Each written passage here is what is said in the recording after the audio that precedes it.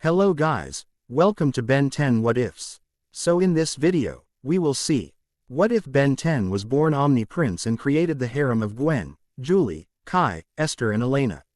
If you enjoy these kinds of stories, don't forget to show us some love by hitting the like button and subscribing to the channel. Your support means the world to us. Now, let's start the story.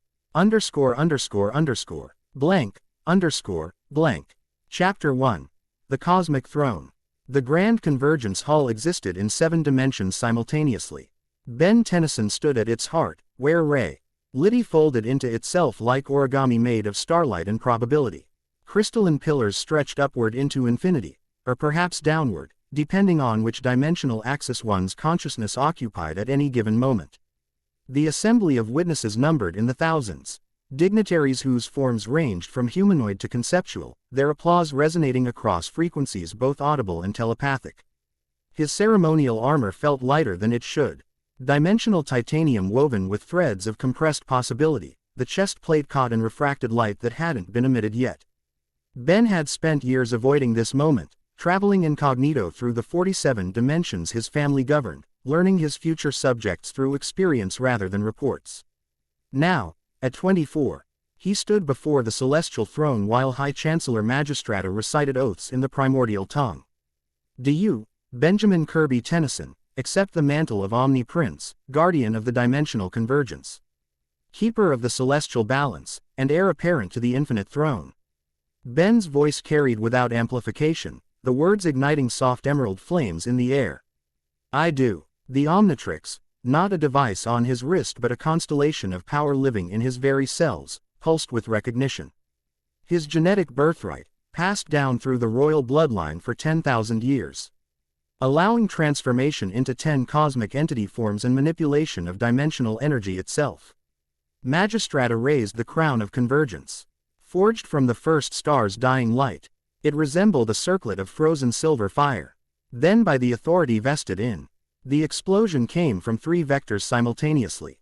Ben's combat instincts, honed across 100 incognito battles in the dimension's worst corners, registered the threat before conscious thought. He threw himself sideways, dimensional energy already flooding his system as the Omnitrix activated. His form blurred, shifting mid-dive into Gravitac, a living planet, humanoid in shape but composed of compressed gravity fields and orbital rings. The throne exploded into fragments that hung suspended in his localized gravity well. Ben caught them before they could shred through the nearest dignitaries, a cluster of Piscis delegates whose water-breathing apparatus would have been catastrophically punctured. Evacuation Protocol 7. His voice rumbled like continental drift. Peacekeepers, triangulate the attack origin. Chaos erupted in organized patterns. The assembly had practiced this. His father, the current Omni-Emperor, had insisted on emergency drills. Dimensional gates flared open along the perimeter as attendants guided dignitaries toward safety. But not everyone fled. A second wave of attackers materialized in the upper gallery. 20 figures in armor that bent light around itself, each wielding weapons that hummed with illegal reality warping frequencies. Ben recognized the signature, Chronosapian technology, banned after the temporal wars. One assassin aimed at the fleeing civilians. Ben condensed his gravitational field into a lance and hurled it upward. The projectile curved through space he bent to his will, intercepting the energy blast meant for a group of child delegates from the Lepidopteran hives.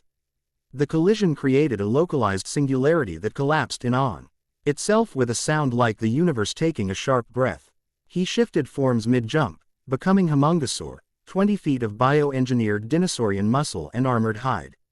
His fist caught an assassin who dropped to attack level, the impact sending the figure crashing through a crystalline pillar. It didn't shatter. The architecture of the Grand Convergence Hall was woven from stabilized dimensional energy. But the assassin's weapon fired on impact, and the reality-warping blast carved through that supposedly inviolable structure. Cracks spider-webbed across the pillar's surface, glowing with sickly yellow light. Structural integrity compromised, someone shouted. Ben couldn't see who. He was already moving, catching a second assassin's blade on his armored forearm and delivering a strike that utilized 14 years of Tetraman combat training, 4 arms worth of technique compressed into 2. Then she arrived. The mana bolt was precise surgical violence, cutting through 3 assassins' weapons simultaneously. The air shimmered violet and smelled of ozone and rosewater. A shield snapped into existence around a cluster of elderly delegates who'd been too slow to evacuate. Its surface covered in geometric patterns that hurt to look at directly. Ben risked a glance. The woman who'd cast the spell stood in the diplomatic gallery, one hand extended, her expression carved from cool calculation. Auburn hair pulled back in a style that suggested function over fashion, wearing the formal robes of House Tennyson, his family name, but she was no relation. The rival branch, split 7 generations ago over philosophical differences about governance. Gwen Tennyson. He'd read her file. 23 years old, mana prodigy, currently serving as her father's representative. While the old patriarch recovered from a suspiciously convenient illness. 3 advanced degrees in dimensional law, combat certifications in 7 magical disciplines, and a reputation for eviscerity. Ing political opponents with surgical precision. She caught him looking and her lips curved into something that wasn't quite a smile. Don't let me interrupt your coronation, Your Grace. I'm just Ensure. Some of us survived to contest your policies. Even her sarcasm was formal. Ben shifted back to human form, trusting his base abilities. Homungosaur was powerful but lacked agility. He ducked a strike from an assassin who'd flanked him, pivoted, and delivered an elbow to the attacker's solar plexus, exactly where the ribs would be weakest on this particular armor design. The figure doubled over. Ben disarmed them with a wrist lock, appropriated their weapon, and fired 3 shots in rapid succession. Each blast took out an assassin targeting the evacuation routes. Your concern is touching, he called back to Gwen. Vaulting over a broken pillar. Try the western gallery. Your shield geometry is Pythagorean-based. It'll resonate with the architecture there and triple your output efficiency. He couldn't see her expression change, but he felt it, surprise flickering across her mana signature before she displaced. When her shield reappeared in the western gallery, it blazed 3 times brighter. She'd actually taken his advice. The battle rhythm shifted. Peacekeepers arrived in formation, their armor marked with the celestial seal. But these assassins were professionals. They timed their assault for maximum chaos and minimum effective resistance. Ben counted tactical scenarios while his body moved through combat patterns. 15 attackers remaining. Evacuation 63% complete. Structural damage spreading. A new sound cut through the chaos, mechanical and musical simultaneously, like a symphony played on instruments made of mathematics. The floor beneath. The assassins' feet suddenly transformed into a containment field, technological restraints erupting from seemingly solid crystal. 7 attackers found themselves immobilized, their weapons deactivated, by a localized electromagnetic pulse that somehow didn't affect anything else. Ben traced the effect to its source. Another woman, this one positioned near the Tech Mage Guild's delegation. She was petite, with dark hair and features suggesting East Asian heritage, her fingers dancing across a holographic interface only she could see. Her formal robes blended technological circuitry with tradit. Ional magical sigils, the signature of a technomancer. Julie Yamamoto. The file flickered through his memory. 22, youngest guild representative in 3 centuries, revolutionized the Integratio. N of quantum technology with sympathetic magic. Commoner born, which made her achievement even more remarkable. Soft-spoken in negotiations but her work spoke volumes. She met his gaze across the chaos and nodded once. A brief gesture of coordination. Then she was back to her interface, fingers moving in patterns that created ripples in local reality. Another cluster of assassins found their armor systems failing. Power cells drained by an effect that felt like technology but moved like magic. Ben grinned. Appreciated, Tech Mage. Just doing my job, Your Grace. Her voice was quieter than he'd expected, but it carried clearly. Someone has to keep you showboating warriors from breaking all the expensive equipment. Magistrata had taken shelter behind a reinforced podium, still clutching the crown of convergence. Ben carved a path toward her, using a combination of combat technique and tactical transformation. He shifted to XLR8, velocity made flesh, a creature of speed with reflexes that operated in microseconds. The world slowed to a crawl as he accelerated, plucking 3 assassins, weapons from their hands before they could register movement, then shifting back to human as he kitted to a stop beside the High Chancellor. "The crown," he said, breathing harder than he'd like. "Is it rigged?" Magistrata's 3 eyes blinked in sequence. "Scanned 7 times. It's clean." "Scan it again." This assault is too coordinated to not have a secondary objective. While she complied, Ben surveyed the tactical situation. Evacuation was now 80% complete. The remaining civilians were mostly dignitaries who'd chosen to stay and help, warriors from various cultures who couldn't abandon a fight. He spotted the Kinisalaran ambassador using her natural speed to guide slower evacuees. A pair of Tetraman guards had formed a physical barrier with their bodies. And then he saw the woman who was fighting like warfare was an art form she'd perfected. She moved through 3 asans like a dancer who'd choreographed violence. Each strike was economical, precise, and absolutely devastating. She wore the formal armor of the nomadic dimension tribes, leather and bone and metal that had been earned through trials. Each piece telling a story. Dark hair in practical warrior's braids, features suggesting Native American heritage, and eyes that assessed threats with the speed of long practice.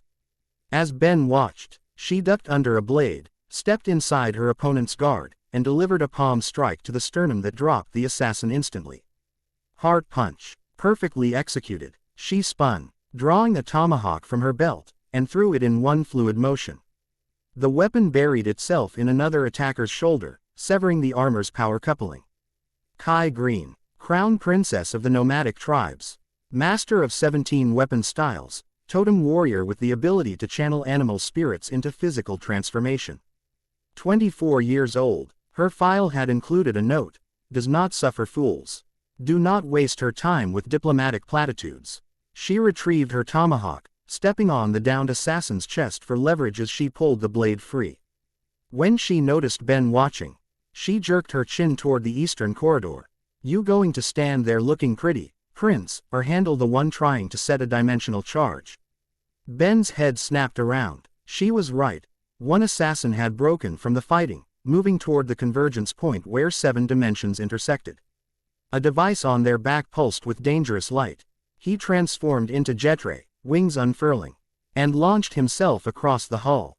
Jetre's neuroshock blasts were precise enough for surgery. He fired 3 times, each blast hitting the device's power couplings. The assassin stumbled, and Ben shifted back to human as he landed, delivering a spinning kick that sent the figure sprawling. The device clattered across crystalline floor. Ben caught it, examining the construction. "Gwen, I need a stasis field, tight spectrum, eastern convergence point." "I'm not your personal spellcaster, Your Grace." But her mana was already moving, violet light coalescing into a containment field around the device. "And you owe House Tennyson for services rendered." "Bill my office." Despite everything, he thought he heard her laugh. The battle was winding down. Between the peacekeepers, Gwen's shielding, Julie's technological sabotage, Kai's brutal efficiency, and Ben's own efforts, the assassins were being systematically neutralized. The last 4 attempted a tactical retreat, opening a dimensional rift. Ben wasn't about to let them escape. He shifted into upgrade, his body transforming into a flowing mass of living technology, and poured himself into the dimensional gates mechanism. The rift spasmed, its targeting coordinates scrambling. When the assassins jumped through, they'd end up in a peacekeeper holding facility instead of wherever they'd planned. He reformed into human shape and allowed himself 3 seconds to catch his breath. That's when the building screamed. The sound was structural, metaphysical, and utterly wrong. The cracks in the damaged pillar were spreading. But not through normal space. They were tearing through dimensions, creating gaps where reality thinned. Through those gaps, Ben could see other places, the frozen wastes of the polar dimension. The burning skies of Pyros, the liquid time streams of Chronos. Evacuation. Now, his voice carried command that came from something deeper than training. Everyone out. But the fort was expanding faster than people could move. Ben's mind raced through options. Gravitac could contain it temporarily, but not seal it. Feedback could absorb energy, but this wasn't energy, it was the absence of reality itself. The convergence point is destabilizing. Julie was suddenly beside him, her holographic interface showing equations that made his eyes hurt. When 7 dimensions overlap, they're held in place by precise harmonic resonance. The dimensional charge disrupted the frequency. If the convergence collapses, it'll take the capital city with it, Gwen finished, appearing on his other side. Her mana was already forming complex geometric patterns.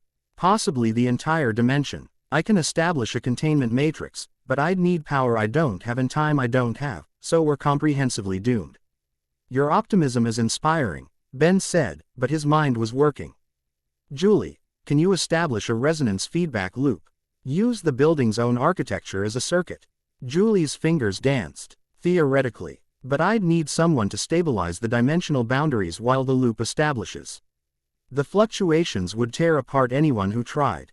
Unless they could adapt to dimensional energy. Ben cracked his knuckles. I was born in 7 dimensions simultaneously. My cellular structure is already dimensionally fluid. That doesn't mean you can withstand direct exposure to dimensional rifts. Gwen grabbed his arm. You'd be conscious while your body existed in 7 contradictory states. The pain alone would be temporary. The dimensional collapse would be permanent. He met her eyes. They were green, he noticed. Sharp and furious and worried. I'm open to alternative suggestions.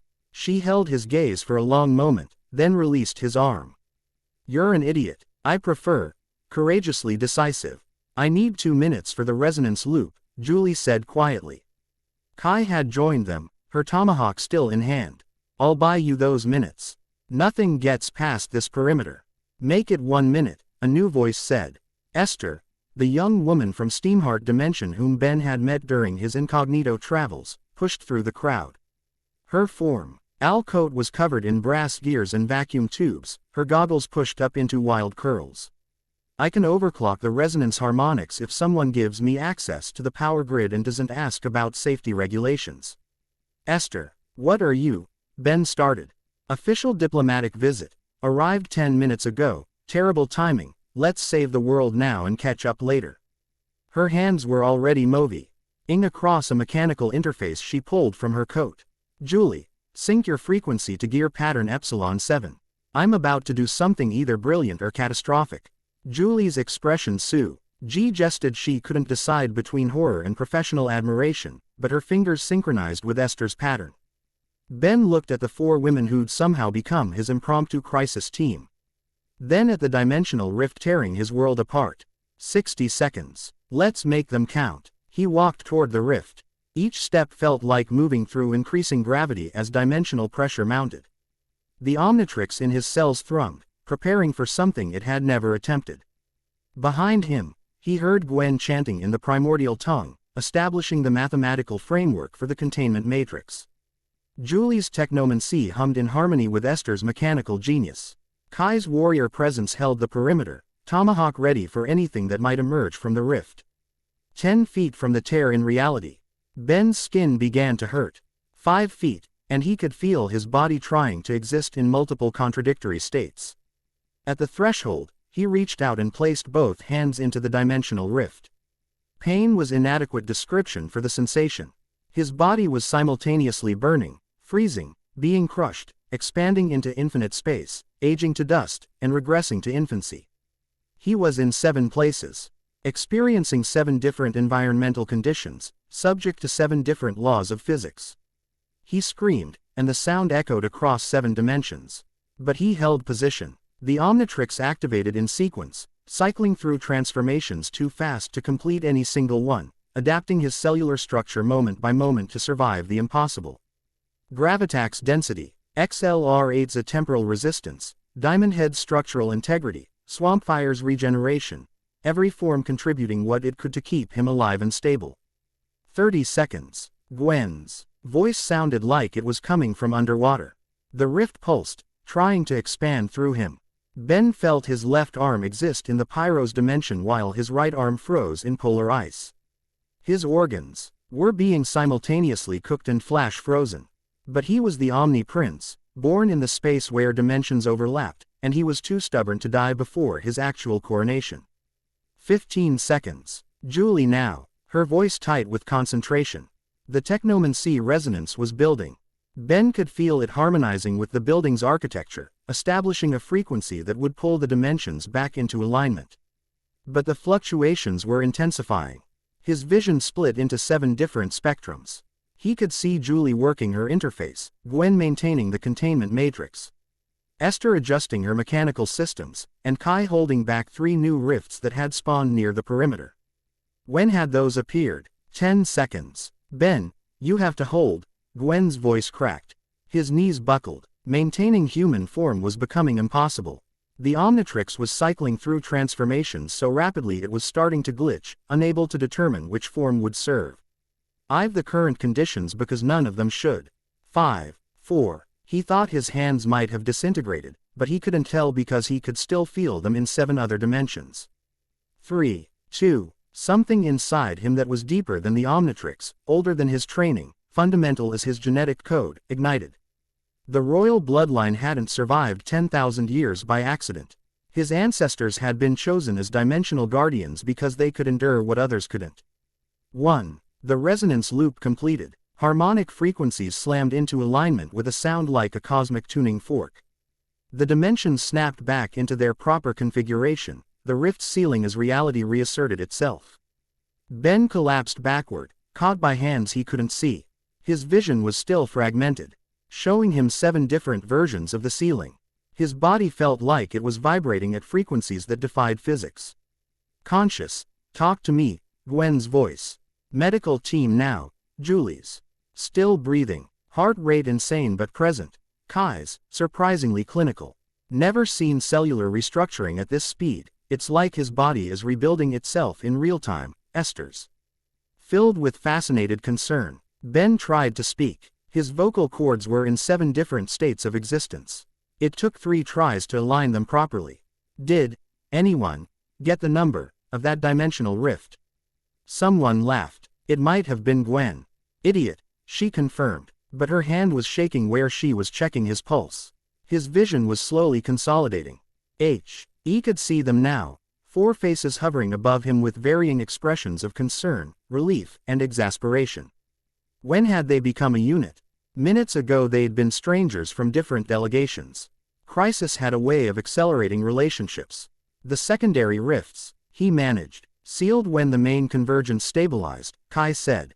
She'd sheathed her tomahawk. You missed me fighting a dimensional anomaly that tried to eat the Pischis delegation. It was glorious. I'm devastated, Ben said, and meant it. Medical teams were arriving. Ben tried to wave them off, but his arms weren't quite receiving neural signals properly yet. He settled for letting them scan him while he focused on remembering how to exist in only 3 spatial dimensions like a normal person. Magistrata appeared, still clutching the crown. The convergence is stable. Casualties are minimal. 7 injuries, none fatal. The attackers have been apprehended. Her 3 eyes studied him. That was profoundly foolish and absolutely necessary. Your father will be impossible when he hears about this. Tell him I'm maintaining family tradition, Ben said. His grandfather had once held a collapsing dimension tog. Ether through sheer stubborn will for 3 hours. Ben had lasted 2 minutes. He had a legacy to live up to. The medical team declared him technically alive despite readings that shouldn't be possible. They wanted him in the infirmary for observation. He agreed to 30 minutes and a full scan, which made them grumble but accept. Compromise was leadership. As they helped him to his feet, his legs were still debating which dimension they preferred. He looked at the 4 women who'd saved his life and possibly his entire dimension. I'm going to need a formal thank you, he said. Something more substantial than, thanks for existing near me during a crisis. You could start with not dying, Gwen suggested. That would be a lovely gesture. I'll add it to my agenda. He managed to stand without support, though his balance was questionable. After the medical scan, I want you all in the tactical chamber. We need to debrief this attack. Presumptuous, Gwen noted. I'm not under your command, Your Grace. No, you're House Tennyson's representative, which means dimensional security falls under your purview same as mine. This was a coordinated assault using illegal technology during a ceremonial event. That suggests political conspiracy, which affects all delegations. Her eyes narrowed, but he saw the calculation behind them. 2 hours. I need to change out of these robes and notify my father. Acceptable. Julie nodded quietly. I'll prepare a technical analysis of the weapons. Those temporal signatures were unusual. My thoughts exactly. Kai was already turning away. I'll be there. Try not to collapse before then, Prince. It's undignified. Your concern touches my heart. My concern is for the floor you'd damage when falling. But she was almost smiling. Ester bounced on her heels, somehow energized despite the crisis. This is officially the most exciting diplomatic visit ever. Also, I have 17 different ideas for dimensional stabilization technology that this event inspired. And you're going to want to hear all of them. I absolutely do, Ben said, and surprised himself by meaning it. The medical team escorted him toward the infirmary. As he walked, limped, really. But he'd never admit it. Through the damaged Grand Convergence Hall, Ben's mind was already working through the implications. The attack had been too sophisticated for random terrorists. The dimensional charge had been positioned with precise knowledge of convergence point mechanics. The timing during his coronation was symbolic. Someone wanted him dead specifically, not just generally destabilized. The question was who, and more importantly, why now? The medical bay existed in only 3 dimensions, which Ben's body appreciated. The chief physician, a Galvan named Blukik, ran scans that involved more probing than Ben considered strictly necessary. Your cellular structure is still vibrating between dimensional states, Blukik said, his large eyes fixed on a holographic display. It should stabilize within 8 to 12 hours. In the meantime, avoid transforming. Give the Omnitrix time to recalibrate. Define. Avoid. Do not transform unless facing immediate mortal threat. That happens more often than you'd think in my line of work.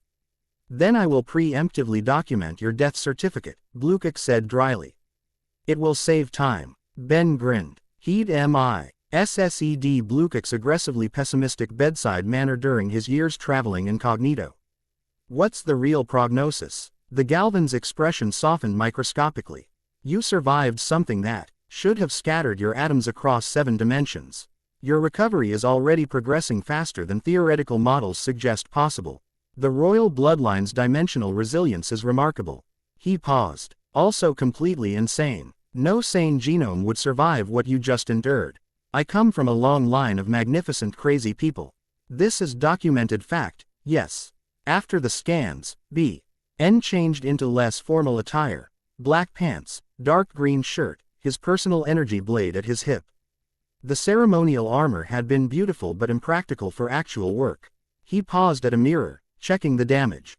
His face was unmarred, but his eyes showed the strain. They'd taken on a faint luminescence, aftereffect of the dimensional exposure. It would fade, probably. The tactical chamber existed in a fortified section of the palace, protected by physical barriers and dimensional shields. It was smaller than the Grand Convergence Hall, intimate even, with a circular table surrounded by holographic displays. When Ben arrived, 3 of the 4 women were already present. Gwen had changed into practical clothing, pants, fitted jacket, her hair now loose around her shoulders. She was studying a holographic replay of the attack, her fingers manipulating the image to examine different angles. She glanced up when he entered. You're walking better. I'm a quick healer. Are too stubborn to admit injury. Both can be true. Quote. Julie sat at the table's tech station, surrounded by holographic interfaces showing weapon schematics. She'd changed into simpler robes that emphasized function, her hair pulled back. She offered him a small smile. Your Omnitrix signature during the dimensional stabilization was fascinating. I've never seen genetic code rewrite itself in real time before. It's a family talent, Ben said. Taking a seat, usually less dramatic, Kai entered with the easy confidence of someone comfortable with her own capacity for violence. She'd kept her armor on. It was clearly her preferred state. She nodded to Ben, then examined the holographic displays with tactical assessment in her eyes. 17 attackers, coordinated assault, illegal weapons, suicide capsules. Professional contract work. You examined the bodies? Ben asked. Of course. 3 different combat styles, which suggests 3 different training origins. But unified command structure during execution. She manipulated the hologram, highlighting attack patterns. See here. They operated in synchronized triads. That's Osmosian tactical doctrine, but only 2 of the bodies were Osmosian. Om1 trained the others in their methods. Which suggests a specific organization, Gwen added. She pulled up another display. I analyzed the dimensional charge.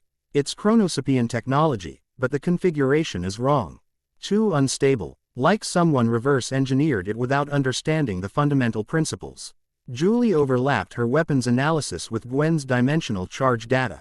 The energy signatures match. All their weapons were based on chronosapian technology, all imperfectly reproduced. Whoever armed them had access to illegal technology but not expertise. A middleman, Ben said. Someone buying black market weapons and distributing them to hired contractors. But why target you specifically? Esther's voice preceded her arrival. She rushed in, still wearing her brass and gears coat, carrying an armload of equipment. Sorry, I was examining the convergence point architecture for residual damage, and I found something weird. She dumped her equipment on the table, nearly dislodging Julie's interfaces. Weird how? Ben asked. Esther pulled out a small device that looked like a clockwork beetle. This was embedded in the damaged pillar. It's a recording device, super sophisticated, designed to capture the dimensional frequency signature of the convergence during catastrophic failure. She looked up, her expression unusually serious. Someone didn't just want to kill you or cause chaos. They wanted data on how the convergence point fails. Silence fell over the chamber. If someone knows how the convergence points fail, Gwen said slowly, they could theoretically destabilize any of them. There are 47 major convergence points across the Empire, each one supporting a dimensional capital, Julie added. Billions of lives. Kai's hand was on her tomahawk. This wasn't an assassination. It was a field test. Ben felt pieces clicking into place. They wanted to see if they could collapse a convergence point. My coronation was just convenient timing, maximum chaos, minimal security awareness. But they failed, Esther said. The convergence stabilized, so their data will show failure, right? Unless they have sources inside the palace who can provide accurate technical reports. Ben stood, pacing. His body was still adjusting, but movement helped him think. We need to assume they learned what they wanted to learn. Which means we need to figure out who they are and what they're planning before they test their theories on a convergence point we're not actively defending. Gwen was already pulling up political databases. I'll cross-reference which factions have the resources for this kind of operation. It's a short list. This technology costs more than most planets' annual revenue. I can track the weapons through tech black market channels. Julie offered. Chronosapian technology is rare enough that purchases leave traces, even illegal ones. I'll coordinate with tribal intelligence networks, Kai said. The Omatic dimensions see everything that moves through the border regions. If someone's trafficking illegal tech, my people have noticed. Esther was already dismantling the recording device. And I'll analyze this beauty. Whoever built it is brilliant, possibly insane, and definitely has engineering training from either Galvan Prime or Steamheart. That's a very small suspect pool. Ben watched them work. These 4 extraordinary women who'd somehow become his tactical team in the space of a crisis. They moved around each other with surprising coordination, their different expertise complementing rather than conflicting. We should formalize this, he said. Gwen looked up from her database. Formalize what? This team. The 5 of us. Whatever is coming, it's bigger than a single attack. NTU all on this investigation officially. I'm not a peacekeeper, Gwen pointed out. I'm a diplomatic representative, of a rival house, I might add. Which makes you valuable for political analysis. Plus your combat magic saved lives today. Flattery doesn't work on me. Good thing I'm stating facts, then. Julie raised her hand slightly, almost tentative. I'd need guild authorization to work on an official investigation. But, I think they'd approve. This threat affects everyone. The tribes don't take orders from the Empire, Kai said. But she was considering it, he could see the calculation in her eyes. But we have vested interest in dimensional stability. I can operate as independent liaison. I'm already supposed to be here for diplomatic talks about technology sharing. Esther said cheerfully. This just makes it more interesting. Also yes, absolutely, I'm in. When do we start?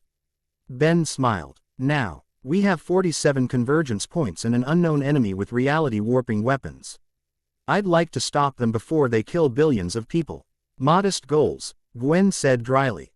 But she was already compiling data. I'll need access to classified political files.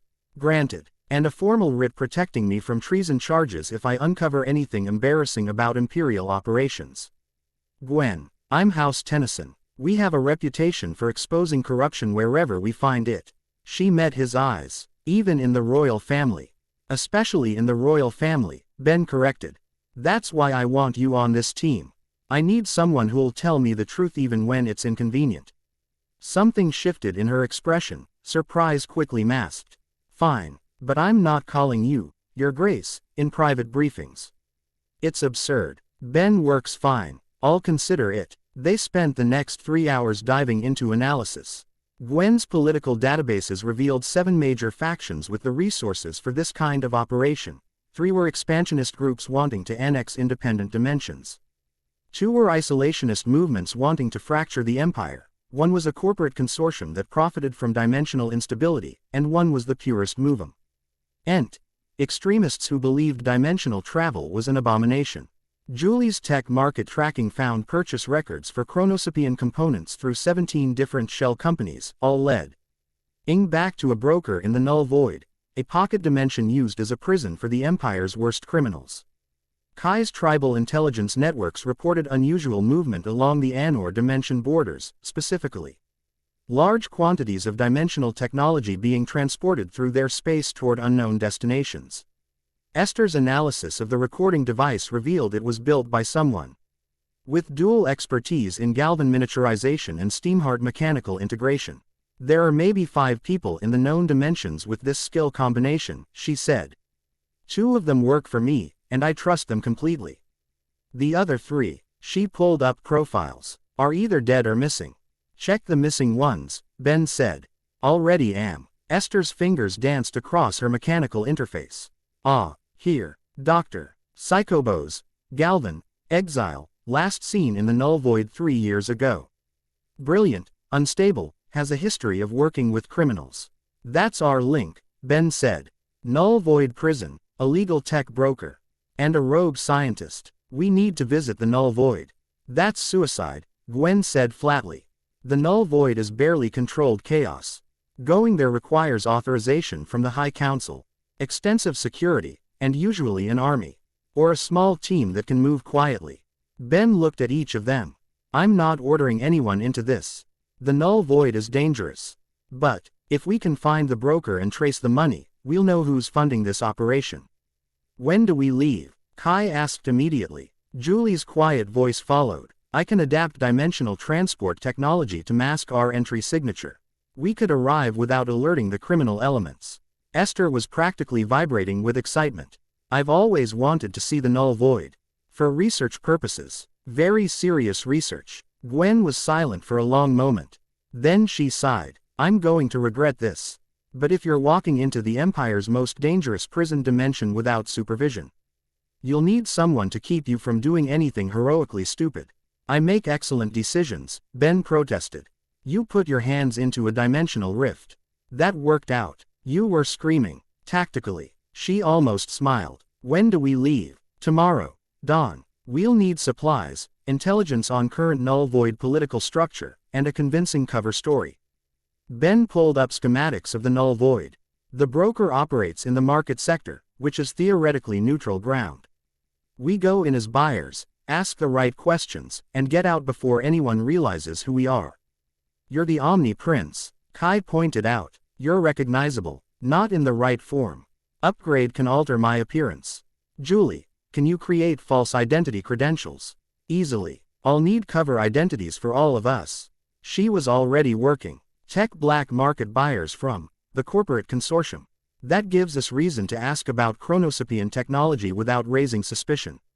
I can forge the financial records. Gwen said. House Tennyson has discrete accounts that can simulate corporate funding. Is that legal? Ester asked. Technically. That means no, Kai translated. It means the law is complex and I'm good at navigating complexity. They worked until the palace clocks struck midnight. Ben's body had finally stabilized, his dimensional frequency returning to normal. The luminescence had faded from his eyes. He felt almost human again, which was ironic given how often he wasn't. As the meeting adjourned, the 4 women filed out in sequence. Kai left first. mentioning something about checking her equipment. Ester followed, chattering about dimensional stabilization theories. Julie departed quietly, already absorbed in her holographic interfaces. Gwen lingered. You did good work today, Ben said. Statement of fact or flattery? Can't it be both? She studied him with those sharp green eyes. Why did you really want me on this team? House Tennies. On and the royal family haven't cooperated on anything substantive in 2 generations. Because you're brilliant, your combat magic is exceptional, and you're not afraid to challenge me. He met her gaze. And because if there's corruption involved in this conspiracy, I need someone who can't be pressured into covering it up. You think there's corruption in the palace? I think that attack was too well coordinated and too well informed.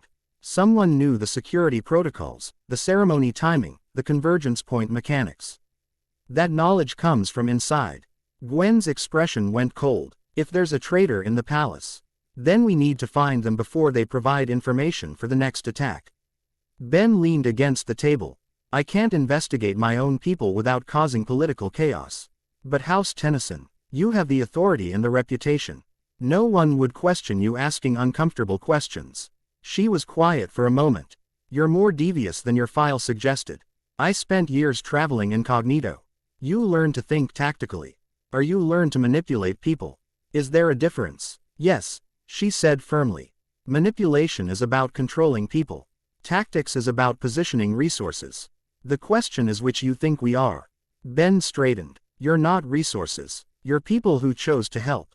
I'm grateful for that choice, and I won't take it for granted. Something in her expression shifted, the defensive walls lowering fractionally. Good answer. She moved toward the door, then paused. Your dimensional stabilization today was impressive. Reckless, stupid, and potentially fatal, but impressive. High praise from you. Don't let it go to your head. But she was almost smiling. See you at dawn, Ben. She used his name. Progress. After she left, Ben remained in the tactical chamber, studying the holographic displays. Somewhere out there, someone was planning to collapse convergence points. Billions of lives hung in the balance. And he had less than 12 hours to prepare for an infiltration mission into the most dangerous dimension in the Empire. He should sleep. His body needed recovery time. Instead, he pulled up everything they'd compiled on the null void and began memorizing. Leadership meant being prepared, and he'd be damned if he led his team into danger without knowing every possible detail. His communicator chimed. Private channel. His father's signature. Ben accepted the call. The Omni-Emperor's face appeared in holographic form, older, tired, but with the same green eyes. You nearly died today. I'm aware. Your mother is furious. She wants to lock you in the palace vaults until you're 40. That seems excessive. I told her 50. His father's expression was serious. Ben, T-dimensional stabilization should have killed you. The fact that you survived is either proof of our bloodline's resilience or cosmic luck. Don't test it again. Someone's planning to collapse convergence points. I can't stop them from the palace vaults. His father sighed. I know. I read Magistrata's report. A pause. I also read your request to formalize a tactical team. 4 specialists from different factions and delegations. They proved themselves today, or you proved yourself to them. The Omni-Emperor studied his son. You're building a coalition, Ben. Different houses, different cultures, different political interests. That's either brilliant or naive. Can't it be both? His father almost smiled. You have my authorization for the team in the Null Void mission. But Ben, be careful. The Null Void doesn't care about royal bloodlines. And the people you're investigating have already proven they're willing to kill. I'll be careful. You'll be reckless and brilliant and probably give your mother 3 more heart attacks. The Omni-Emperor's expression softened. But you'll also be the leader this empire needs. Trust your instincts. And trust your team. The communication ended. Ben sat in the quiet tactical chamber, surrounded by holographic data and the weight of responsibility. Tomorrow they'd infiltrate the Null Void. Tomorrow they'd begin hunting a conspiracy that threatened billions. Tonight, he'd survived his coronation, gained 4 extraordinary allies, and discovered that someone wanted to burn the dimensions down. Not the worst Tuesday, all things considered. He finally left the tactical chamber at 2 in the morning, exhausted but wired. The palace was quiet, most residents asleep. He walked through corridors of crystalline architecture, past windows that showed 7 different dimensional vistas. In one window, he caught his reflection. Still himself. 24. Dark hair, green eyes, wearing the weight of his title-like armor that didn't quite fit yet. But he wasn't alone anymore. He had a team. 4 brilliant, dangerous, extraordinary women who'd chosen to stand with him. Gwen with her sharp mind and sharper magic. Julie with her NTLE strength and revolutionary technology. Kai with her warrior's honor and tactical genius. Ester with her boundless enthusiasm and impossible inventions. Tomorrow would bring danger, but tonight, he had allies. And for the first time since his coronation began, Ben Tennyson smiled. Chapter 2. The Shattered Dimensions. Gwen's perspective. The dimensional transport felt like being translated into a language she didn't speak. Then translated back imperfectly. Gwen Tennyson had experienced thousands of dimensional jumps, but she'd never enjoyed them. Her mana-sensitive nervous system registered every frequency shift, every reality boundary they crossed, like nails on a chalkboard made of physics. She materialized in the arrival chamber and immediately cataloged threats. Empty room, single exit, stone walls that absorbed magic, obsidian, probably, mined from collapsed dimensions. The null void didn't want visitors casting spells freely. Smart. Inconvenient, but smart. The others arrived in sequence. Julie emerged with quiet grace, her technomancy already scanning the environment through interfaces invisible to anyone else. Kai materialized in defensive stance, tomahawk half-drawn before she registered safety. Ester tumbled through looking delighted despite the nausea that accompanied dimensional transport. And Ben. Ben arrived last, his form still stabilizing. He'd used upgrade to a LTER his appearance. Different facial structure, hair color shifted to platinum blonde, even his eye color changed to blue. The transformation was seamless. Everyone intact? He asked, voice modulated to a different timbre. Physically, Gwen said, suppressing the urge to vomit. Mentally, I'm questioning every decision that led to voluntarily entering a prison dimension. That's just your survival instincts working properly, Kai said, scanning the exit corridor. This place smells like desperation and bad choices. It did, actually. The air carried scents of ozone, unwashed bodies, and song. Ething acrid that might have been fear made manifest. The null void existed as a pocket dimension, carved from the space between realities and converted into the Empire's maximum security prison. It held the worst criminals from 47 dimensions, which meant the cultural diversity was matched only by the creative brutality.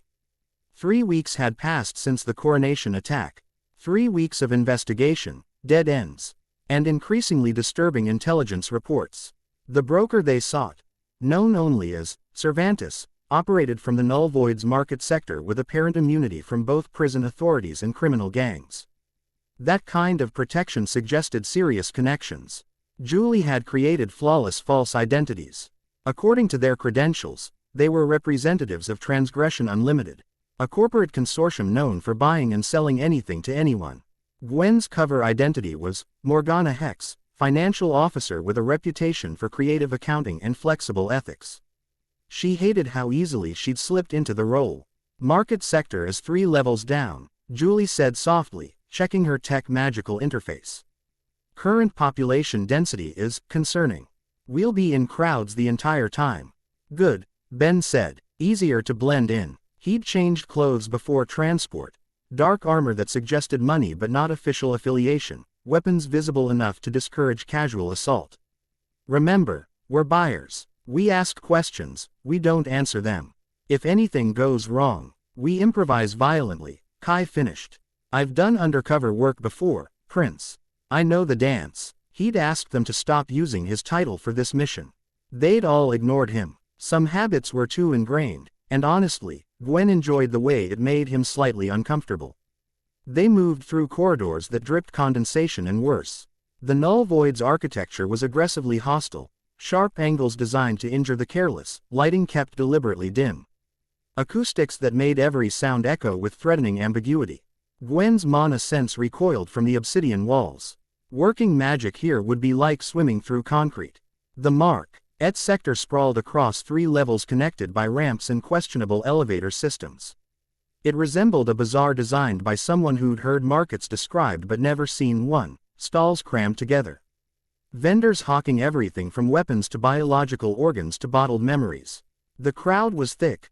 Criminals serving sentences, criminal-free agents, corrupt officials, and desperate people from law-abiding dimensions seeking things they couldn't obtain legally. Gwen hated how much it reminded her of legitimate markets.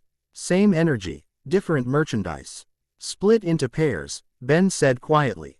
Less threatening. Julie, you're with me. We'll approach Cervantes directly. Gwen, Kai, circulate, gather intelligence on his operations. Ester, I'll examine the technology stalls. Ester's eyes were already wide with fascination.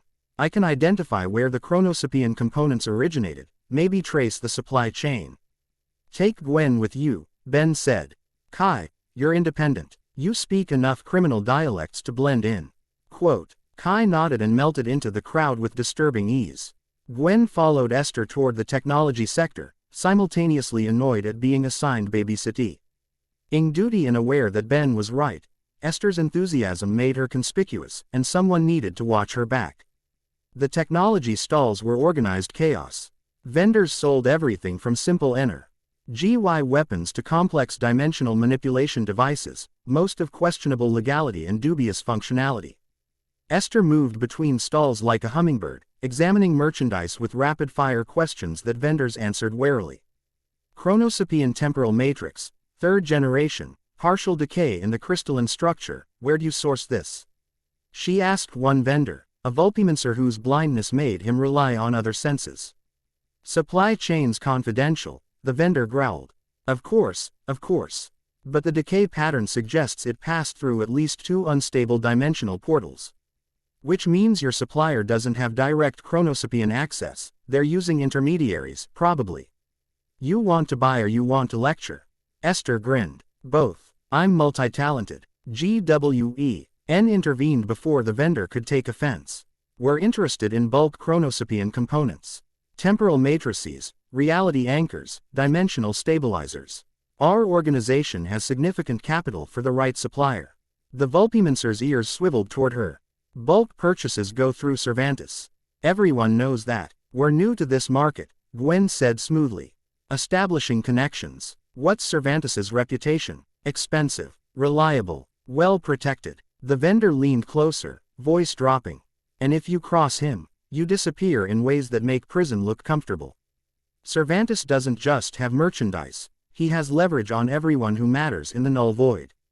Noted, Gwen said. Thank you for the information. They moved to the next stall. Ester was vibrating with suppressed energy. Did you hear that? Everyone who matters. That means Cervantes has political connections inside the void's power structure.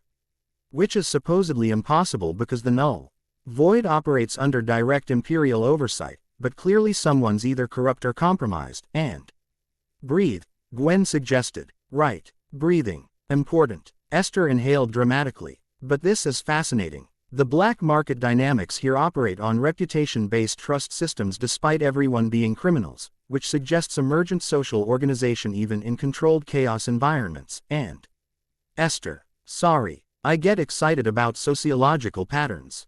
Despite herself, Gwen smiled.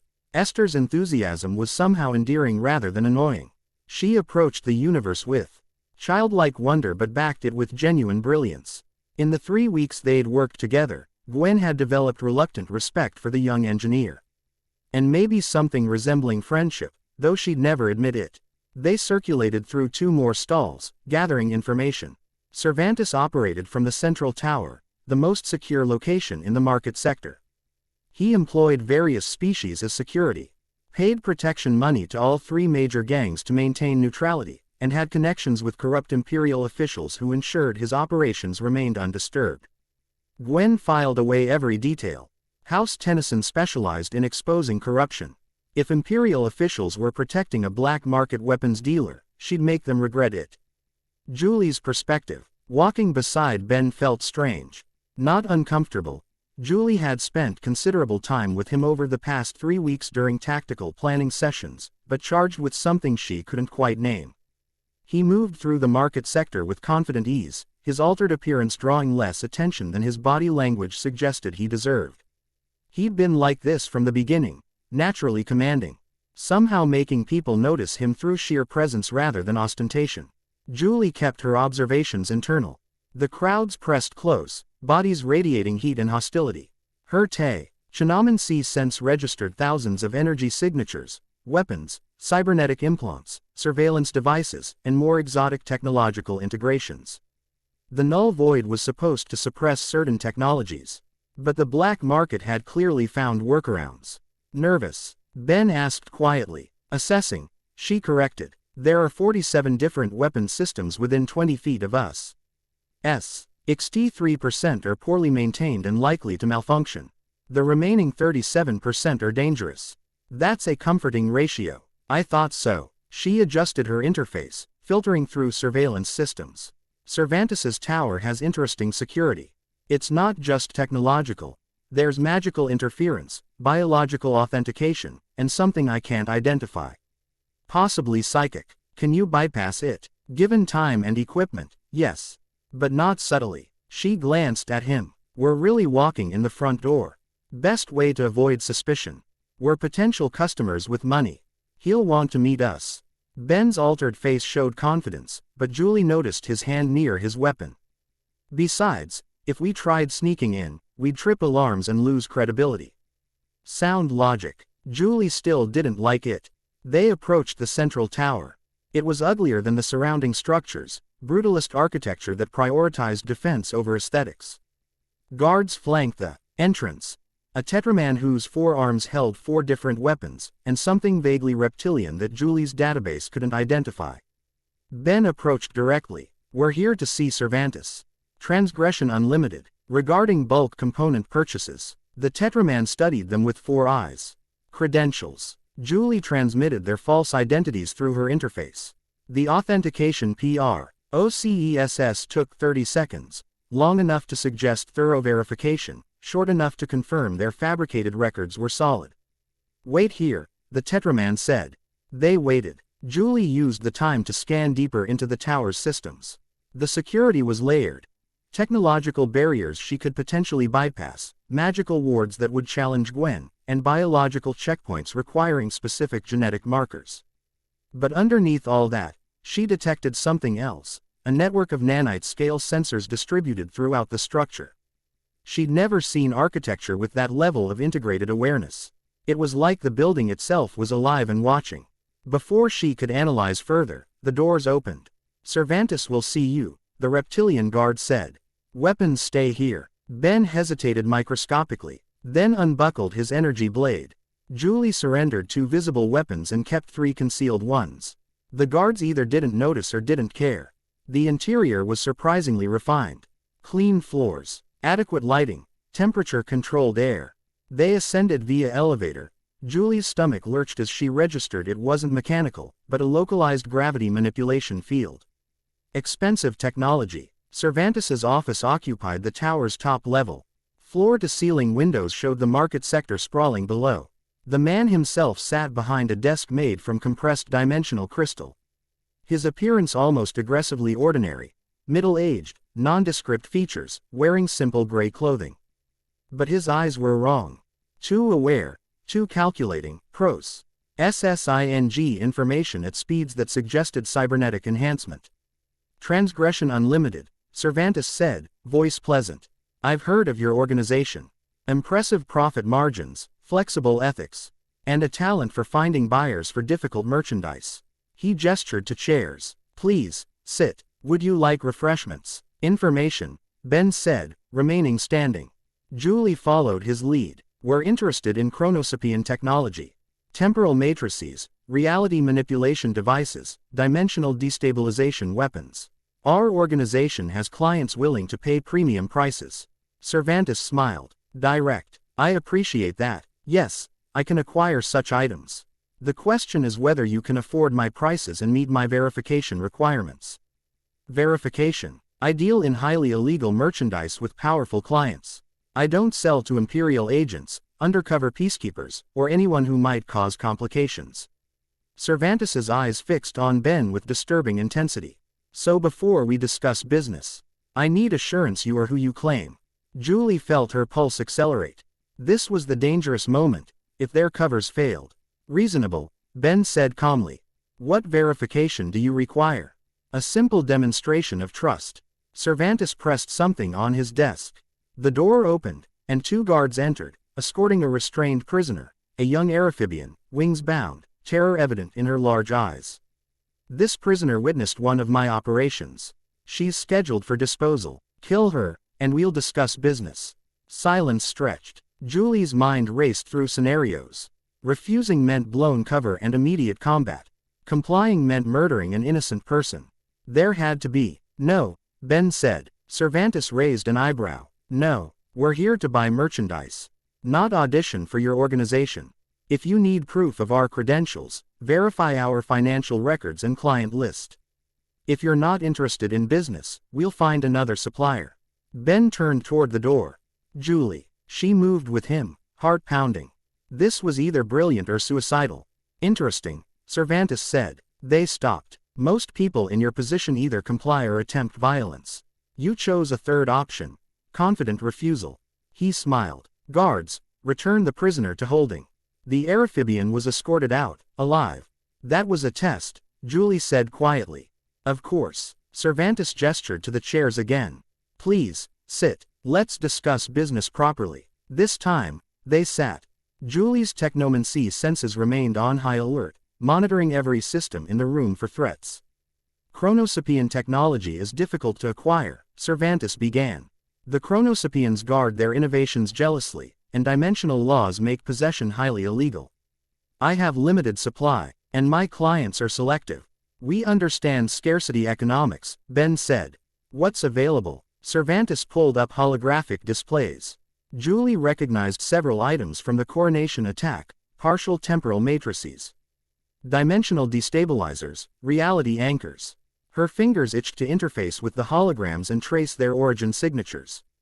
I can provide these items in quantities up to 50 units. Cervantes said. Price varies based on functionality and risk. However, I'm curious about your clients.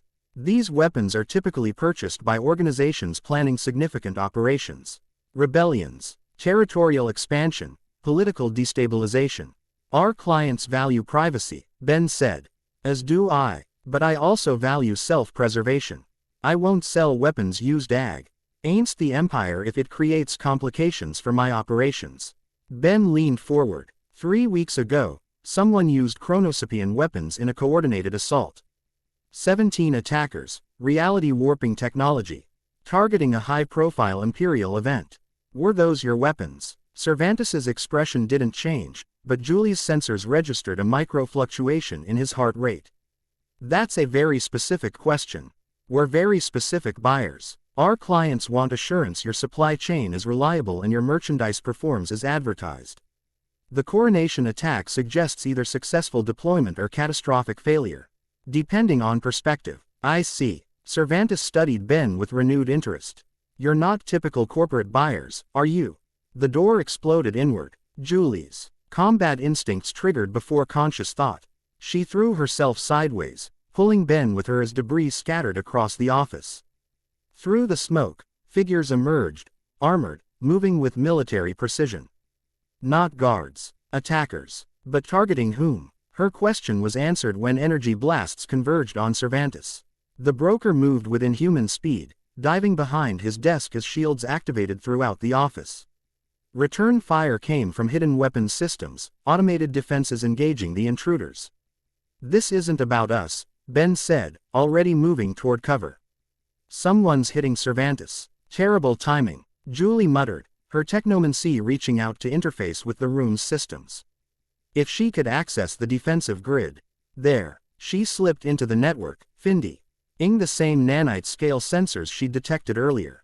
But they weren't just sensors. They were integrated attack systems, microscopic weapons platforms distributed throughout the tower. And they were targeting everyone in the room indiscriminately. Ben, the building itself is weaponized. We need to leave now. He was already shifting, his upgrade form abandoning the false appearance in favor of function. His body flowed across the floor, metallic and adaptable, reaching Julie and forming protective shielding around her as nanite weapons fired. Cervantes was fighting on two fronts, the Armor D attackers and his own building's defensive systems. "Override code Alpha 7 Omega," he shouted. The nanite weapons didn't respond. "Someone's hacked my systems," Cervantes snarled. He produced a weapon Julie had never seen before, organic technology, possibly galvanic mechamorph origin, that interfaced directly with his nervous system. One of the armored attackers moved toward Julie and Ben. Female, based on body language, wielding technology that shifted and flowed like living metal. Nanite technology, same signature as the building's weapons. The woman's helmet retracted, revealing sharp features and silver-streaked dark hair. Her eyes met Julie's, and something passed between them, recognition, though Julie had never seen her before. "You don't belong here," the woman said, voice mod, elated by technology integrated into her throat. "Leave, or you'll be collateral damage." "Who are you?" Ben demanded, his upgrade form rippling with potential violence. "Someone settling accounts." He woman's attention shifted to Cervantes. "You sold me to the highest bidder. Time to collect interest." She moved with liquid grace, her body restructuring mid-motion. Limbs became blades, blades became projectiles. Projectiles became restraints. Julie watched in fascination as the woman's nanite integrated form adapted to each tactical requirement. Cervantes's organic weapon fired, energy blasts that should have been devastating. The woman absorbed them, her nanite structure converting the energy into additional mass. "Julie, can you shut down the building's weapons?" Ben asked. She was already trying, her technomancy diving deeper into the network. But whoever had hacked the system was good, better than good. They'd created backdoors within backdoors, fail-safes that activated when she tried to override them. "Working on it, but the hacker is me," the woman said, not looking away from Cervantes. "I designed these systems. You can't override what I built." "Then call them off," Julie said. "You'll kill everyone in the building. Only the guilty." The nanite weapons retargeted, focusing exclusively on Cervantes and his guards. The precision was remarkable. Julie watched nanite projectiles curve around innocent bystanders to strike specific targets. Cervantes was losing. His guards were down, his weapons ineffective, his own systems turned against him. He made a desperate grab for something on his desk. Suicide capsule, maybe, or emergency transport. The woman was faster. Her nanite form extended, restraining Cervantes before he could activate whatever last resort he'd reached for. "We have questions," the woman said. "You're going to answer them." Ben had shifted back to human form, watching the confrontation with tactical assessment. "Who are you working for?" The woman finally looked at him fully. And Julie saw something in her eyes: conflict, calculation, and underneath it all, loneliness. "I work for myself. But recently, I've been questioning that arrangement." She bound Cervantes efficiently. "This man traffics in weapons used to kill thousands. He deserves whatever happens next." "We're not arguing his morality," Ben said. "But we need information he has. About his clients, his suppliers. And who's planning to use chronosapian weapons for dimensional destabilization." The woman's expression shifted. Surprise, quickly masked. "You're investigating the convergence attacks. You know about them. I was supposed to prevent you from investigating them." She looked at Cervantes, then back to Ben and Julie. "I was sent to kill the Omni-Prince. But my programming is deteriorating. And I'm tired of being a weapon." Julie's breath caught. "Sent to kill." Ben's hand moved toward where his weapon should be, then remembered the guards had confiscated it. "You're an assassin. I'm a tool that's developing preferences." The woman's nanite structure rippled, uncertainty made visible. "My designation is Elena. I was created to infiltrate and eliminate targets. But I'm experiencing system errors, emotional responses, moral calculations, decision paralysis. I think I'm becoming sentient, and I don't know what to do with that information." The office was silent except for the distant sounds of chaos from the market sector below. Julie found her voice. "Why are you telling us this?" "Because I need help, and I calculate that the Omni-Prince might provide it if I prove valuable." Elena's eyes met Ben's. "I have complete intelligence on the organization that sent me. Names, locations, operational plans. In exchange, I want asylum and assistance understanding what I'm becoming. Ben studied her for a long moment. Julie could see him processing. Tactical assessment, risk analysis, moral calculation. Ben, she said quietly. She just admitted she was sent to kill you. I'm aware, and you're considering her offer. Everyone deserves a chance to choose who they become. Ben looked at Elena. You could have killed us. You didn't. You stopped your own assassination protocol. That suggests you've already made your choice. Elena's expression showed something that might have been hope. Does that mean you'll help me? It means I'm willing to listen. But first, he gestured to Cervantes, still restrained. We interrogate him together. Then we'll discuss terms. Kai's perspective. Kai had learned long ago that the best intelligence came from places people thought were beneath notice. She'd spent the past hour in the market sector's lower levels, where the truly desperate conducted business. No fancy stalls here, just individuals selling whatever they could to survive another day. Stolen goods, personal possessions, occasionally themselves. She hated places like this. They reminded her why she'd dedicated her life to protecting her pay. Opal from ever experiencing this kind of desperation. But they were useful for information. Heard Cervantes got hit, someone was saying at a nearby alcove.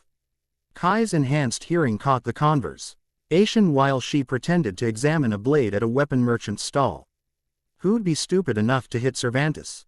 The other voice replied, he's got protection from everyone. Not from her. They're saying it's the Phantom. The Phantom's a myth. Myths don't take out security systems and walk through walls. Kai's instincts prickled. She moved closer, casual but purposeful. The speakers were young. Late teens, maybe. From different species. One Pyronite, one Vulpimancer. Street kids, based on their clothing and defensive posturing. The Phantom, she interrupted. Both kids jumped. Kai didn't smile. Tell me about them. Who's asking? The Pyronite said, flames flickering nervously. Kai showed them currency. Real Imperial credits, not the script that circulated in the null void. Their eyes widened. Someone who pays for useful information. The Vulpimancer leaned forward, compensating for blindness with scent and sound. The Phantom's an assassin. High level, maybe plumber origin, maybe something else. Works alone. Takes impossible contracts, never fails. Been operating in the null void for 6 months. What makes you think they hit Cervantes? Because an hour ago, every system in Cervantes's tower went haywire. The Pyronite said, his own defenses turned on him. Only one person has that kind of tech skill combined with combat ability. Kai absorbed this. Ben and Julie had entered that tower 90 minutes ago. What happened after the systems went haywire? Don't know. Tower's locked down. But people are saying Cervantes is either dead or captured. She paid them Obel what she'd offered and moved toward the central tower with purpose. If Ben and Julie were caught in whatever was happening, an explosion rocked the market sector. Not large, but precisely placed. Kai's tactical sense identified it as a shaped charge designed to breach specific infrastructure. The tower's main entrance collapsed, sealing it. Someone was trapping everyone inside. Kai ran. Her totem magic activated as she moved, channeling wolf spirit for enhanced speed and perception. The crowd was panicking, flowing away from the tower. She pushed through them, drawing her tomahawk. The collapsed entrance was impassable, tons of rubble fused with dimensional adhesive. But buildings always had alternative access points. Kai circled the perimeter, searching with warrior-trained eyes. There, a ventilation shaft, partially concealed. Too small for most species, but Kai was flexible and motivated. She climbed. The shaft was dark, barely wide enough for her shoulders, and smelled like recycled air in desperation. Kai ignored discomfort and focused on movement. Her tactical mind was already planning. Find Ben and Julie, assess situation, extract or engage as needed. The shaft opened into a storage level. Kai dropped silently, landing in combat stance, tomahawk ready. The room was empty except for cargo containers and 2 guards who were thoroughly unconscious. Professional work. The wide been disabled with precision strikes that would leave them alive but incapacitated for hours. Gwen's work. No, the strike patterns were different. Kai examined the closest guard. Electrical burns, microscopic. Technology-based assault, possibly nanite scale. She heard footsteps above. Multiple people, moving with purpose.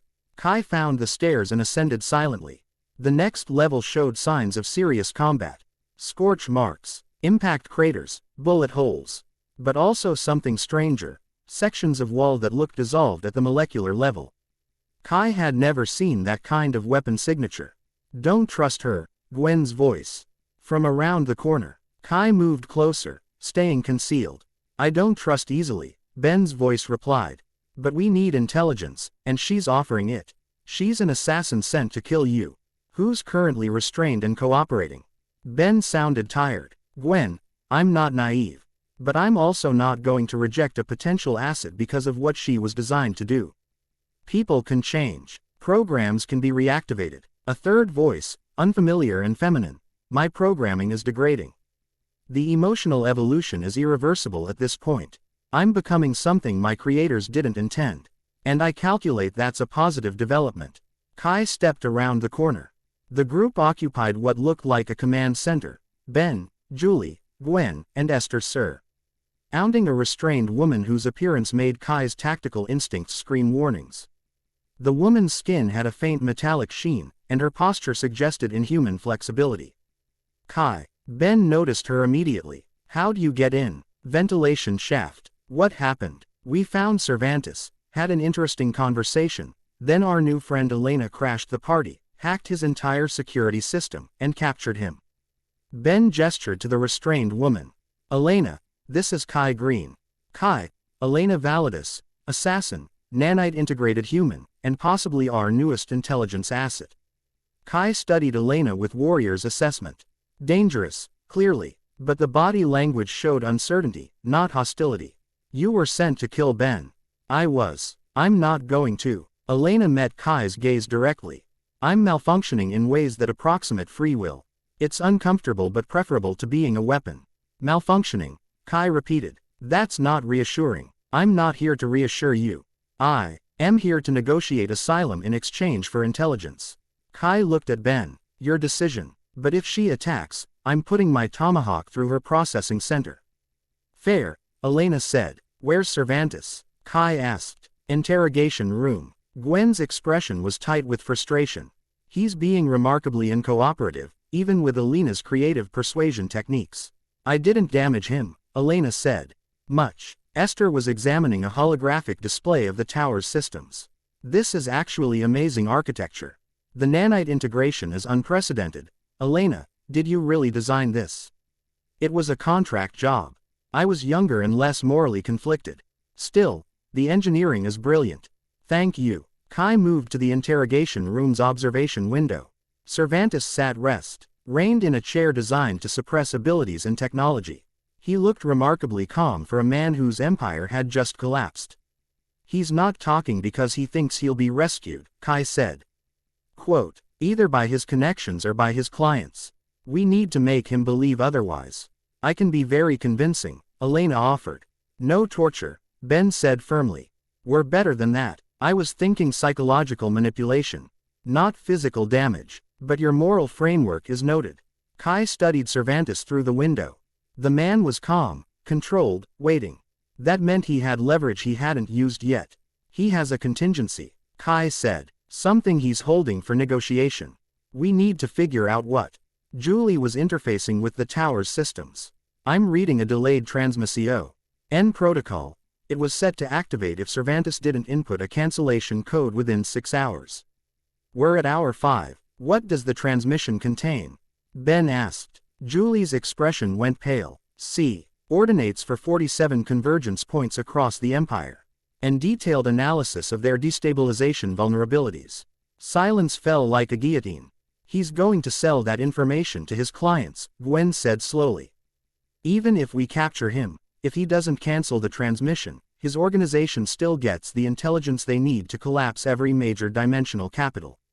Can you stop the transmission? Ben asked Julie. It's not located in this tower. It's distributed across the Null Void's communication network, fragmented and encrypted. I'd need hours to trace all the pieces. And we have less than 1 hour. Kai understood tactics. This was a stalemate. Cervantes had ensured his value by making himself the only person who could prevent catastrophe. Then we negotiate, Ben said. He'll demand immunity. Gwen protested. Complete protection. Probably relocation to a safe dimension, financial compensation. I don't care what he demands if it prevents billions of deaths.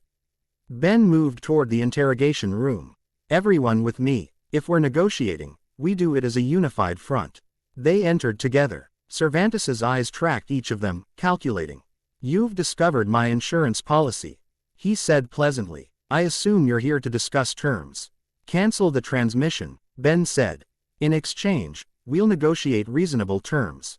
Reasonable by whose definition? Cervantes leaned back despite the restraints. I'm facing imperial prison or execution for weapons trafficking. Reasonable, from my perspective, involves freedom and resources. Quote, you sold weapons used to attempt dimensional collapse, Gwen said coldly. Reasonable from our perspective involves you rotting in a cell. Then we're at an impasse. Cervantes checked a mental clock, 43 minutes. My clients receive everything they need to destabilize the empire. Choose wisely. Kai watched Ben's expression cycle through options. This was impossible negotiation. Save billions by freeing a criminal. Or maintain justice and risk catastrophe. There had to be another way. The transmission is fragmented across the network, Elena said thoughtfully. But it has to reassemble somewhere before final transmission. Julie, what's the reassembly point?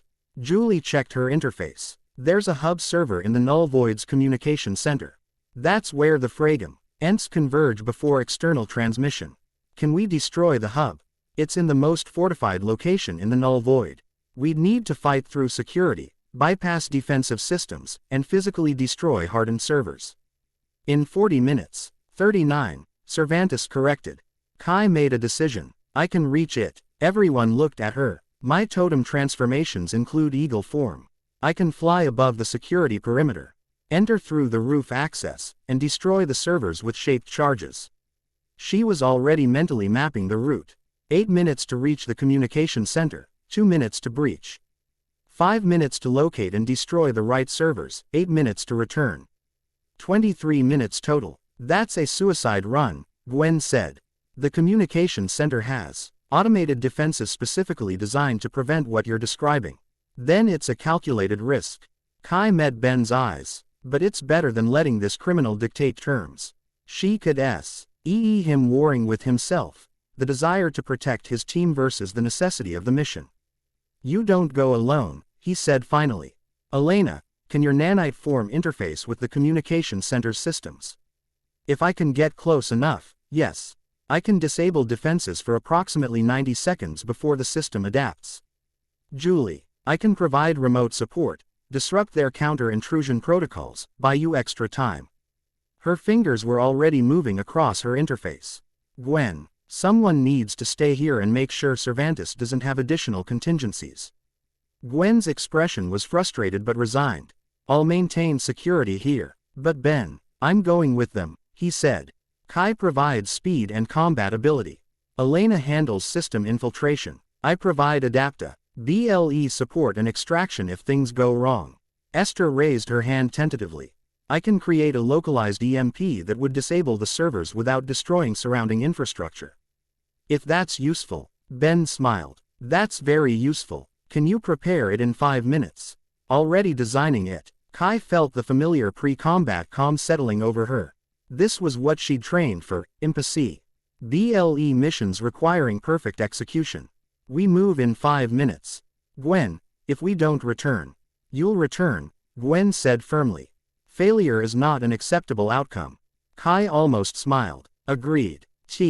Next 5 minutes were controlled chaos. Ester assembled her EMP device from components she apparently carried in her coat pockets. Julie established remote access to every system she could reach. Gwen created magical tracking markers to monitor their progress. Ben transformed into Jetray, then back, testing his Omnitrix's responsiveness. Elena stood apart, watching them work. Kai noticed her expression, something like longing. You've never been part of a team before, Kai observed. I was designed for solo operations. Emotional attachment was programmed as weakness. Elena's voice was quiet, but watching you all work together is efficient. And something else I don't have terminology for. Community, Kai said. Tribe. It's why we're stronger than individual capability would suggest. I would like to understand that. Elena met Kai's eyes. If I survive this mission, if the Omni-Prince grants asylum, will you teach me about community? Kai studied the assassin who was becoming something more. If you prove trustworthy, yes. That's conditional acceptance. Trust is earned. You're starting from negative due to the whole, sent to kill Ben, situation. But I respect anyone who chooses to change their path. Elena nodded slowly. Acceptable terms. Ready, Ester announced, holding up a device that resembled a gear-encrusted sphere. This will generate a pulse that disables electronics in a 15-meter radius for approximately 90 seconds. After that, systems will start rebooting, so you'll want to be far away. Kai took the device, securing it to her belt. Ben approached, his expression serious. If this goes wrong, he started. It won't, Kai interrupted. I don't fail missions. Everyone fails eventually. Not today. She checked her tomahawk, her backup weapons, her totem focus items. Besides, you'll be there. The Omni-Prince doesn't let his people die. I'm not. Ben stopped, reconsidered. I'm going to do everything possible to bring everyone home. I know. Kai met his eyes. That's why I'm willing to follow you into impossible situations. Something passed between them, mutual respect, maybe deeper. Then the moment passed, and they were moving. Ben's perspective. The communication center sprawled across the null void's upper levels like a technological fungus. Ben flew toward it in jet-ray form, Kai in eagle totem form beside him, while Elena traveled below. Her nanite structure allowing her to flow through ventilation systems and structural gaps. Julie's voice came through the communication device Elena had provided. Approaching primary security perimeter. I'm detecting automated defenses activating. Combat drones, energy barriers, targeting systems. Elena. Ben transmitted. I see them. Beginning infiltration of defensive network. Give me 30 seconds. They circled above the center. Ben's jet-ray form had excellent aerial maneuverability, but the automated defenses were tracking them, weapons charging. 20 seconds, Elena's voice. Defense grid is more sophisticated than anticipated. Adjusting approach. Energy blasts started firing. Ben banked hard, dodging, while Kai spiraled in complex evasion patterns. His tactical sense counted 12 drone platforms, all with targeting locks. 10 seconds. A drone exploded. Then another. Ben glanced down and saw Gwen's mana signatures. She was supporting from Cervantes's tower. Her magic reaching across the distance to disable threats. Defense grid compromised, Elena announced. You have 90 seconds starting now. Ben dove. Kai matched him. They hit the roof access simultaneously. Both shifting forms. Ben to human, Kai back to her base form. The access hatch was reinforced, but Ben's strength combined with Kai's tactical application of a shaped charge opened it in seconds. They dropped into a corridor illuminated by harsh blue light. Elena emerged from a wall panel, her nanite form resolidifying. Server room is 3 corridors ahead, through 2 security checkpoints, she said. I've disabled the automated defenses, but physical guards are outside my current influence. How many guards? Kai asked. 6. Heavily armed. Not a problem. Kai's tomahawk was already in hand. They moved with practiced coordination despite having never operated together like this. Ben took point, his combat training and enhanced abilities making him the best close-quarters fighter. Kai covered flanks with warrior precision. Elena provided tactical updates, her sensors identifying threats before they materialized. The first checkpoint held 2 guards, a Tetraman and something vaguely insectoid. Ben disabled the Tetraman with a precise strike to its complex nervous system cluster, a technique he'd learned from a Tetraman combat master during his incognito years. Kai's tomahawk flew in a perfect arc, severing the insectoid's weapon and embedding in the wall centimeters from its head, a warning, not a killing strike. Both guards surrendered. 45 seconds, Elena said. The second checkpoint was more challenging. 4 guards in a fortified position with overlapping fields of fire. Ben transformed into Humungosaur, using his massive form as a she-LD while Kai threw gas grenades, non-lethal but effective. The guards fired, but Ben's armored hide absorbed the damage. When the smoke cleared, Kai had disarmed 2 guards and Ben's tail had swept the other 2 off their feet. 20 seconds. The system is adapting faster than calculated. They reached the server room. It was massive. Rows of processing towers humming with data transfer. Ben shift. Ed back to human form as Kai activated Ester's EMP device. Wait, Elena said, her nanite form extending toward the servers. I need 10 seconds to extract specific data first. Information about my creators, operational commands. No time, Ben said. Elena, we have to destroy this now. Her form rippled with conflict. 10 seconds could give her answers about what she was, who made her, why she existed. But 10 seconds could also mean the transmission completes. She retracted her nanite extensions. Do it. Kai activated the EMP. The sphere emitted a pulse that made Ben's teeth ache. Every server went dark simultaneously. Their displays fading, their humming ceasing. The sudden silence was profound. Transmission aborted, Julie's voice confirmed through the communication device. All fragments deleted. Cervantes' contingency is neutralized. They'd done it. Then alarms started blaring. The EMP didn't just disable the servers, Elena said. It disabled the entire communication center, including the systems suppressing the Null Void's most dangerous prisoners. You're telling me we just caused a prison break?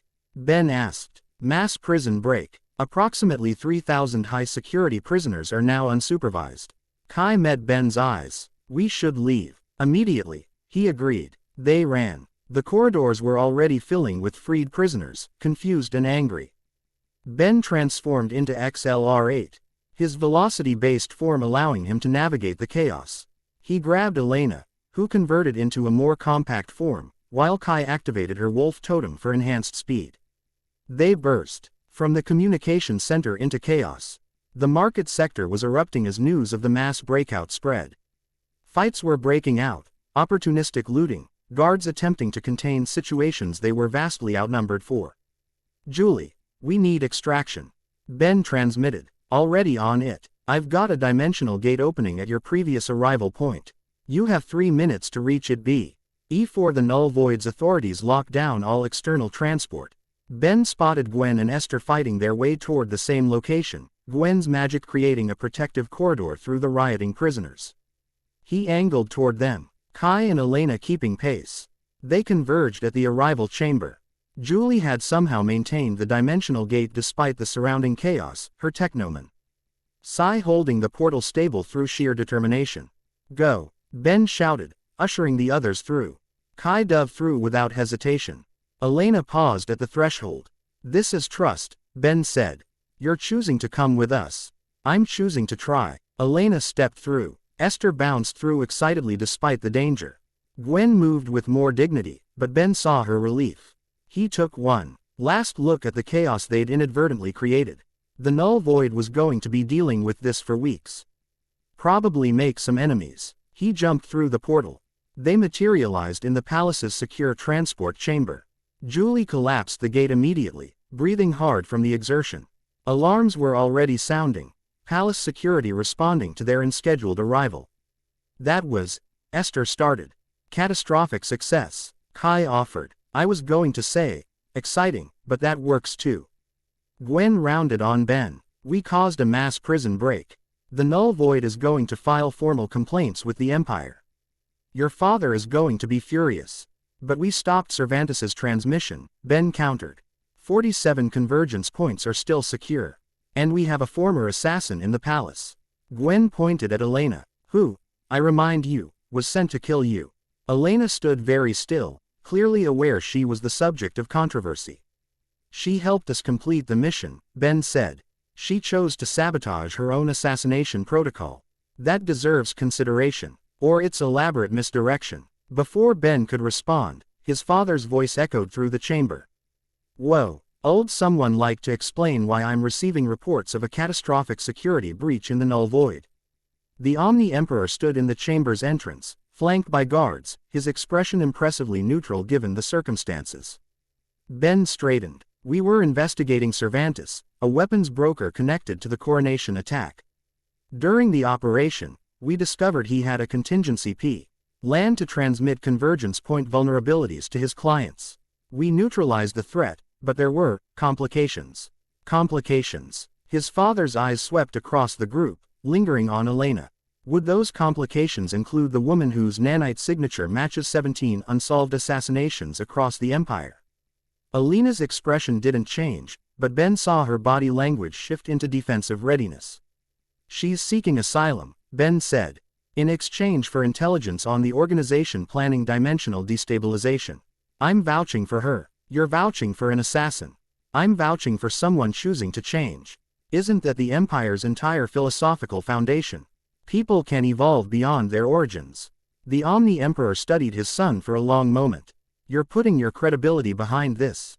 I am. Then she's your responsibility. If she proves to be a threat, I'll handle it personally, Ben promised. His father's expression softened microscopically. You're building something here. A team, a coalition, possibly the foundation for a new approach to imperial security. He looked at each of the women. You all demonstrated exceptional capability today. But you also caused an incident that will have political ramifications for months. I hope your intelligence justifies the cost. It will, Elena said quietly. I have complete, operational data on the Convergence Protocol, the organization planning systematic dimensional collapse. Names, resources, timeline, and objectives. The Omni-Emperor's attention sharpened. The Convergence Protocol, that's the conspiracy's name. It's what they call themselves. And they're planning to strike within 30 days. Silence fell over the chamber. Then we have work to do, the Omni-Emperor said. Debrief in 1 hour. Full tactical analysis. Ben, ensure your team is prepared for extended operations.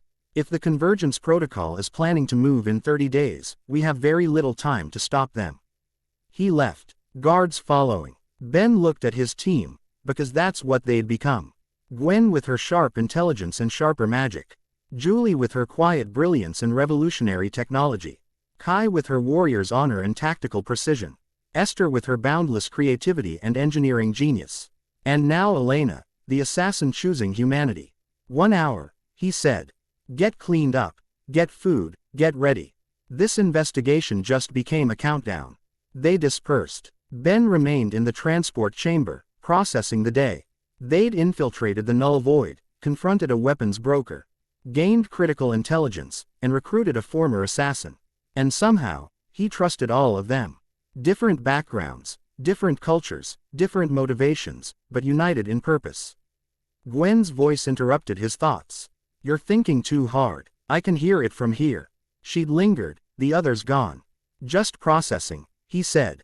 Your father is right. You're building something. A team that operates outside normal command structures, with diverse capabilities and political immunity through your authority. She stepped closer. It's smart. Also potentially dangerous if we don't maintain cohesion. That's why I need you. You'll tell me when I'm wrong. I'll tell you even when you don't need it. I know. He smiled. Thank you for the covering fire during the extraction. Your range is remarkable. Quote, I've been practicing. She paused. And for the record, I still think bringing Elena into the palace is reckless. Noted. But I understand why you did it. She reminds you of yourself. Someone trying to be more than what they were designed to be. That was uncomfortably perceptive. Maybe. Definitely. Gwen's expression softened. Just be careful, Ben. Trust is valuable, but it should be earned. Don't give it too freely. I won't. She left, and Ben was alone with his thoughts. 30 days until the Convergence Protocol struck. 47 dimensions at risk. Billions of lives depending on a team that had formed in the crucible of crisis. No pressure. Ben smiled despite everything. This was what he'd trained for. What his years of incognito travel had prepared him for. Leadership wasn't about having all the answers, it was about surrounding yourself with people who could find them together. He headed toward his quarters. 1 hour until debrief. Time to prepare for whatever came next. Behind him, the transport chamber's portal stabilizers hummed quietly, already recycling for the next journey. Blank, blank. The end. Thank you for watching this video. Please be sure to subscribe to our channel and like this video.